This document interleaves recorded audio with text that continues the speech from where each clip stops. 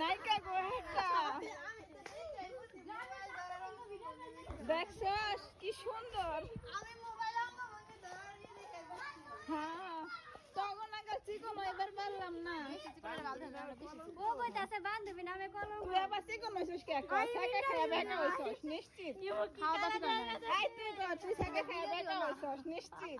Ego block করতে লাগে সাইরা সাইরা আসল খাইতে নি আই তুই না নায়িকা হয়ে গেছিস গা। আল্লাহ আল্লাহ কেউ আমারে দেখছস দেখলি না না আমার লাইভ লাইভ আপনারা বিশেষ করে এই যে এর জন্য একটা পাত্র খুঁজতেছি।